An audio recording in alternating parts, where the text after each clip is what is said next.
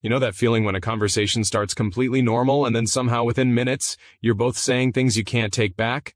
That invisible wall goes up. The silence stretches. And you're standing there thinking, how did we even get here? That's not weakness. That's not failure. That's just being human in a relationship that actually matters to you. And if you're watching this right now, chances are you're carrying something heavy. Maybe it's a friendship that's been cold for weeks. Maybe it's a partner who feels more like a stranger lately. Maybe it's a family member whose voice you hear in your head even when they're not in the room.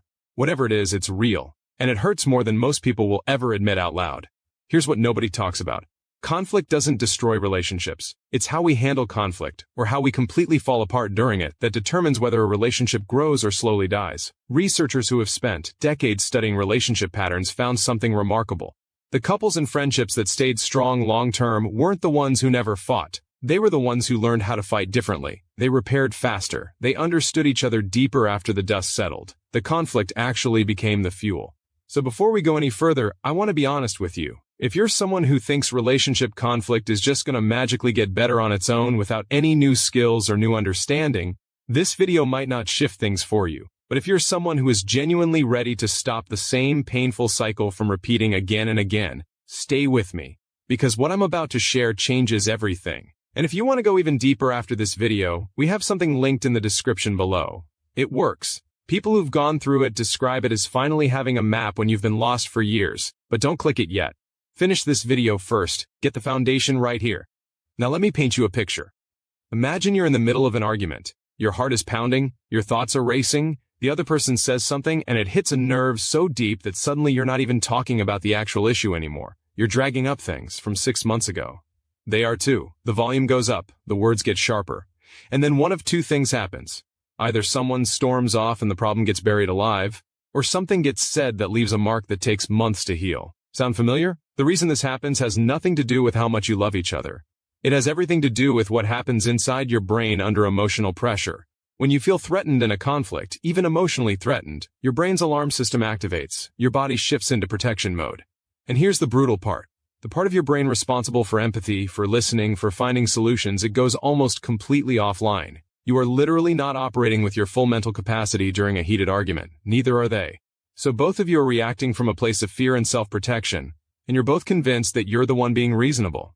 This is why the same argument keeps happening over and over, even between people who deeply love each other. It's not a character flaw. It's neuroscience. But here's where it gets powerful. Once you understand this, once you really internalize it, you stop seeing the other person as the enemy. You start seeing the pattern as the enemy. And patterns can be changed. The first shift you need to make is learning to recognize when you've crossed the threshold into reactive mode. And there's a very specific physical signal. Your breathing gets shallow, your chest tightens, your thoughts start moving faster than your mouth. That's your signal. That's your body telling you that you are no longer capable of having a productive conversation right now. The single most powerful thing you can do at that moment is not what most people think. It's not to speak calmly. It's not to listen better. It's to pause. Intentionally. Not to shut the conversation down, but to give your brain the literal minutes it needs to move back into a state where you can actually hear the other person and they can actually hear you. Most people skip this step because they think if they stop talking, they'll lose the argument or the other person will think they're giving up. That thinking costs relationships years of unnecessary pain. Now let's talk about what happens when you do come back to the conversation. Because this is where most people also get it wrong. They come back and they immediately try to explain themselves again. They try to prove their point. They want to be understood before they're willing to understand. But the research is clear. The person who speaks second and listens first holds more relational power in any difficult conversation. Not power in a manipulative sense. Power in the sense that they shape the emotional temperature of the entire interaction. When you come back, and your first move is to genuinely understand the other person's experience. Not to agree with it, not to validate every word, but to actually try to see it through their eyes, something shifts. Their defensiveness drops. Their brain also starts to come back online. And suddenly you're having a real conversation instead of two people talking at each other. Let me tell you what this actually looks like in real life. Picture two people who've been in a constant loop of the same fight for months. Every few weeks it erupts. Someone gets cold, the house gets quiet, then it fades without being resolved. Until next time. They're not bad people. They're exhausted people. They love each other, but they feel so unseen that every conversation starts to feel like a threat. One of them finally decides to try something different. Instead of defending, they ask a question. They ask, "Help me understand what this has been like for you." Not sarcastically, not as a strategy, genuinely. The other person pauses, because they weren't expecting that, and something cracks open. And for the first time in months, a real conversation happens. Not a perfect one, not without tears, but a real one. That moment right there, that is not luck, that is skill. And skill is something every single person watching this can develop. Now here's something most relationship content never tells you. Rebuilding after conflict is actually a more intimate process than the relationship you had before the conflict. When two people navigate something painful together and come out the other side, a different kind of trust forms. Not the naive trust of two people who've never been tested. The deep, earned trust of two people who know that even when things get hard, they can find each other again. Some of the strongest relationships alive today were almost destroyed at some point. And the people in them will tell you that the rebuilding period, as painful as it was when they truly learned who the other person was. The cost of not learning these skills is enormous. And I want you to really sit with this for a moment. Because most people don't calculate what unresolved conflict is actually costing them. There's the mental tax, the constant replaying of conversations, the rehearsing of what you should have said, the dread of a conversation you know needs to happen. Studies show that chronic relational stress affects sleep, immune function, and even cognitive performance at work. One unresolved relationship in your life can quietly drain energy from every other area without you even realizing it. Then there's the emotional cost, the slow withdrawal from intimacy. The moments of joy that are muted because there's something unresolved underneath. The way you stop sharing things because you're not sure how they'll land.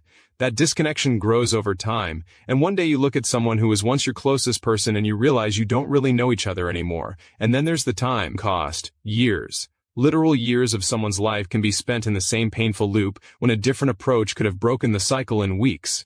People who make the investment in learning how to navigate conflict with skill report back something consistent. They say it's like every relationship in their life improved at once, not just the one they were struggling with, because the skills transfer. The way you handle conflict with a partner shifts how you handle tension with a colleague. The way you communicate with a family member changes how you show up in friendships. It's one of the highest return investments a person can make. And the time investment? For most people, the changes start showing up within the first few real applications. Not months later, not after years of therapy, in the next real difficult conversation they face. Now let's talk about the actual moment of rebuilding. Because resolving a conflict is only the beginning. Rebuilding is what transforms the relationship. After a conflict has been worked through, there is a window. A real, tangible window where the emotional walls are lower, where both people have just been vulnerable, where something new can be planted. Most people waste this window by going back to business as usual too quickly. But if you use that window intentionally, to acknowledge what happened, to express something honest about what the other person means to you, to make a small but concrete gesture that says, I want this relationship to be good, that window becomes the foundation of something stronger. One of the most powerful things you can say after a difficult conversation resolves isn't I told you so. It isn't even I forgive you. It's simply, I'm glad we talked. Because what that does is it tells the other person's brain that conflict is not dangerous between you two. That it's safe to bring things forward, that the relationship can handle honesty. And that changes everything. Now you have a foundation. You understand what's happening in the brain during conflict. You know how to pause strategically. You know how to listen in a way that actually shifts the emotional dynamic. You know how to rebuild after the storm. These are not small things. These are the things that determine the quality of every close relationship in your life. And if you're sitting there right now thinking, I wish I had this years ago, I understand. A lot of people feel that way, but you have it now.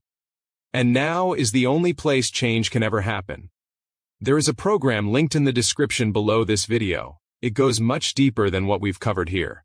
The people who go through it describe it as a complete transformation in how they experience every relationship in their life. Not someday, not gradually over years. Quickly. With real tools they can use in real situations starting immediately. If you're ready, it's there. If you're not, that's your answer too.